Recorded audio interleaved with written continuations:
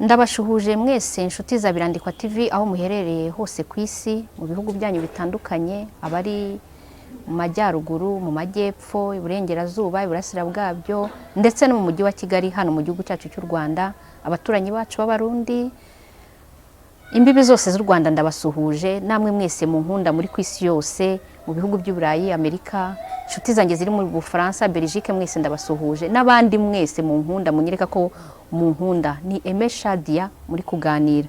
Rero nje kuganira namwe, ntabwo meze neza, ndarwaye ntabwo meze neza, ariko navuze ko igihe cyose Imana intije akuka ko kuvuga kugenda ntazajya mbura icyo mbwira abantu badukurikiye.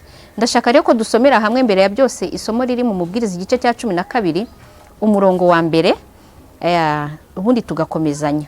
Haranditswe ngo ujye wibuka umuremyi wawe mu minsi y'ubusore bwawe, iminsi mibi itaraza n'imyaka itaragira, ubwo uzavuga uti sinejejwe nabyo. Ujye wibuka umuremyi wawe mu minsi y'ubusore bwawe, iminsi mibi itaraza n'imyaka itaragera, ubwo uzavuga uti sinejejwe nabyo. Iri ni ijambo ry'Imana, tubyatikirane umutima ukunze. Umubwiriza rero 9 naho hari irindi somo rijya rimfasha nshaka kubasangiza kugira ngo tujye mu kiganiro muzi ngo ese Shadia yagiye kuganira iki natwe abakunzi ba Birandikwa TV. Umurongo wa 10 mu Mubwiriza igice cya 9 umurongo wa 5, ariko ndasoma ku murongo wa 10. Umurimo wawe wose werekejeho amaboko yawe uwukorane umwete, kuko ikuzimu aho uzajya nta mirimo nta n'imigambi uzahabona, haba no kumenya ubwenge. Barimo baraduhugura batubwira ko imirimo yacu yose twerekejeho amaboko tugomba kuyikorana umwete, kuko ikuzimu aho tuzajya nta mirimo nta migambi tuzahabona, ngo haba no kumenya ubwenge. Turi kubwirwa iki rero muri iri jambo ry'Imana? Turi kubwirwa ko ibyo dukora nkuko birandikwa bivuga birandikwa mu ijuru, ibyo tuvuga birandikwa mu ijuru, imirimo yacu irandikwa mu ijuru. Turagirwa inama yuko mu mikorere yacu ya buri munsi, mu byo dukorana umwete kugira ngo tubone ibidutunga, tugomba no gukorana umwete mu gihe tugomba kugira gute gushimisha Imana. Niyo mpamvu natangiye babwira ngo tujye twibuka iminsi y'umuremyi wacu, iminsi mibi itaraza. Haleluya. Shuti zanjye rero munkurikiye, hari amakuru agiye atandukanye tujye tubona muri no minsi ku mbuga nkoranyambaga, amakuru y'umuryango uri kugenda usenyuka, ingo ziri gusenyuka zitamaze kabiri. Ukumva ngo umuntu abanye na umuntu n'undi amezi 3 baratandukanye, ukumva umuntu ngo yakoze mariage ariko nijoro birangira umukobwa byanze bamusubiza mu rugo, ukumva ngo turi gutegura za mariage, yemwe na za invitation mfite ni nyinshi, ariko ukibaza ngo se aba bantu ndi gutwerera ubukwe bukabura pfuye, ni izihe mpamvu zigutuma iri senyuka ry'imiryango? Ni kubera iki Shadia ubu nawe urugo rwanze rugasenyuka, cyangwa n'abandi bose? Cyangwa ugasanga ubanye n'umugabo ariko mubanye umwihanganira, ubanye n'umugore ubanye nawe ari igihanda kiguhanda kuruta abo hanze, abana barananiranye. Ntabwo mubona ko ari gahunda za Satani yashyizeho kugira ngo atunanize, kugira ngo atubuze uburyo Yesu azasange hari ibiturangaje bitatunejeje? Nahange nawe kugira ngo dutekereze ku iki kibazo, ni iki twakora kugira ngo umuryango wongere usanike wangiritse? Ni hehe nakosora hashize hanjye naba ntaritwaye neza ku buryo umuryango nakongera nkawuganiriza bikongera bikemera? Ni iki wakora kugira ngo umuryango ufite ibyishimo uharanire gusa nawe? Ni ikintu cya mbere rero dukeneye Imana mu ngo zacu. Dukeneye Imana, dukeneye kongera gusana bya bindi byasenyutse. Kera abanyarwanda twagiraga umuco wo kwifata, kubaha, kuganira no kugira ibanga no kwihangana. None byose byarazimye.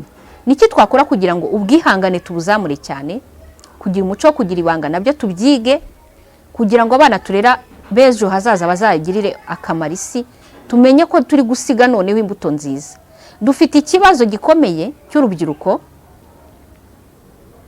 dufite ikibazo gikomeye cy'abakobwa bari mu bwiyandarike, dufite ikibazo gikomeye cy'abahungu bamaze kubibirara, dufite ikibazo gikomeye cy'abasore bakuze badashaka gushaka, dufite ikibazo gikomeye cy'abagore bafite abagabo barimo gucana inyuma, dufite ikibazo gikomeye cy'abakobwa bakunze Imana bakanayubaha ariko bari kugumirwa, ibyo byose ingaruka zikaba ziri kugaruka ku migambi Satani afite kuri iyi si. Iyi si yaziwe na Satani isigushishano. Ni igiki turi bukore kugira ngo ibintu tubisane? Dore ikintu namaze kuvumbura rero. Icyambere ni ugusenga amanywa na nijoro. Ni ugusenga amanywa na nijoro. Ni ugusenga buri munsi, ni uguhozaho. Kwa guhozaho kwacu Imana izajya yirukana imbaraga z'imyuka itunaniza. Icya kabiri ni ukwihangana. Icya gatatu ni ukunyurwa nuko tubayeho.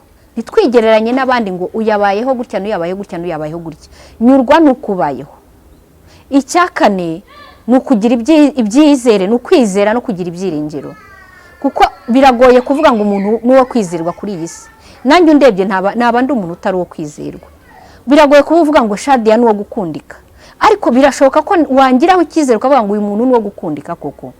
Turabura iki rero? Turabura urukundo. Satani arimo aradukanda akatumaramo amazi y'urukundo, akatumaramo amavuta y'urukundo, ari kudukanda atumaramo ubumuntu, ari kudukanda atwereka ko umuryango wasenyutse utakwira no kongera gusanwa. Biteye ubwoba n'inkeke kuba iki gihugu cyacu cy'u Rwanda cyangwa muherereke utabona aho usiga umwana uretse ahantu wishyuye. Nyamara kera umwana w'umuturanyi yazaga iwawe akamurera, nawe wagenda akakurerera. Iyi si iri kujya mu gihanamanga, iyi si iri kujya mu kaga gakomeye kubera impamvu z'iki z'iyi migambi Satani afite zo kurimbura umuryango. Ejo bundi hari umuntu wambajije ikibazo arambwira ngo ariko se Shadia, narakumvishe uvuga kuri YouTube ko washatse kuri isugi, none ngiye mfite ikibazo, ndashatse umugore utari isugi ku buryo kumwizera birangora. Ndangije ndamubwira nti si ikibazo nuko umugore atari isugi, cyangwa ikibazo nuko udafite icyizere kuri we. Birashoboka ko nanjye impamvu nashatswe gutyo nuko nari mfite imyaka mikeya. Kuko uganiriye n'uwo muntu ufite icyo gikomereye, uwamutwaye ubusugi nawe yaramubeshyaga ko amukunda bazana abana. Ese ikibazo cy'umuryango cyizo ncyuro mwaziranduye tukubaka umuryango neza? Ni gute ubumanzi bwagaruka mu muryango? Ni gute ubusugi bwagaruka mu muryango? Ni ukubaha Imana no gutinya icyaha. Twese abantu twaremwe n'Imana dufite ikintu cyitwa iruba n'irari mu mubiri wacu. Umuntu wese muzima uko agenda ava mu bwana aragenda akaba umwangavu, undi akaba ingimbi, akaba umusore, undi akaba inkumi, nuko umubiri wubakitse. Ariko birasaba ngo dukomeze dukontorore imikurire yacu y'ubuzima. Ese nimba Imana iguhaye ubuzima buzima urayitura kujya kurya ibiryo igihe kitaragera cyo kubifataho? Ni ngombwa ko tugomba kwitonda. Ni ngombwa ko tugomba kwihangana. Ejo bundi nari umunyabyaha, ariko uyu munsi siko ndi. Ejo bundi nari umuntu w'umunyantege nke cyane, ariko uyu munsi ndi umunyembaraga kubera Kristo. Kristo tumwimike mu mibiri yacu no mu mitima yacu azaturwanirira. Ndagira ngo nkubwire ngo wowe nkurikiye ufatanye nanjye kuganira nanjye muri comment, umbwire ngo ni igiki nakora kugira ngo umuryango wubakike. Ese urabona Shadia mungiriye inama, ni igiki twakora kugira ngo no muryango uri gusenyuka wubakike, abashyingiranywe bakomeze bakundane. Abantu babana bameze nk'abakundana, bagakora ubukwe bameze nk'abakundana, mu kanya gato nkako guhumbya tukabona baratandukanye. Kandi n'ubu turimo turahabwa invitation zo kujya mu bukwe. Izi mbaraga tuzajya tuzibona. Ni hehe twakura icyizere cy'uko aba bantu turi gushyingira cyangwa nabo turi gusengera kugira ngo bakore ubukwe bazarugumamo koko? Icyizere nta handi nuko abantu bagomba kubana bakundana kandi banakijijwe. Hanyuma ababana rero bataranakijijwe ariko ukabona ababana babwizanya ukuri, harabura ikintu cyitwa ukuri mu muryango. Buri muntu naganire n'uwo bashakanye, buri muntu aganire n'umwana yabyaye, buri muntu aganire n'umuryango. Kuganira havamo ibibazo bikabonerwa ibisubizo. Nicyo kibazo nge nibazaga rero. Rero hari abantu barimo barambaza bati kuki abantu babavuga butumwa mwihaye Imana, ubundi gusubiza commentaire zanyu. Kuki abavuga butumwa bihaye Imana batabasha kurinda ibintu byabo? Umupadiri wasambanye abakajya ku karubanda, umupasiteri wanyweye inzoga akajya ku karubanda, umupasiteri wasambanye akajya ku karubanda, bikiturirwa abakristo bose. Ndagira ngo mbabwire ngo mwihangane iki kintu nkivugeho, mwifata abantu ngo mubashyire mu gatebo kamwe. Ntago umupadiri wafashwe ari umupadiri ku isi yose cyangwa se kuri paruwasi usengeraho. Mukureho icyasha abana b'Imana. uriya yakoze icyaha ku giti cye kuko nanjye nagwa. Ntabwo abavuga butumwa bakora icyaha ari jyewe cyangwa ruriya.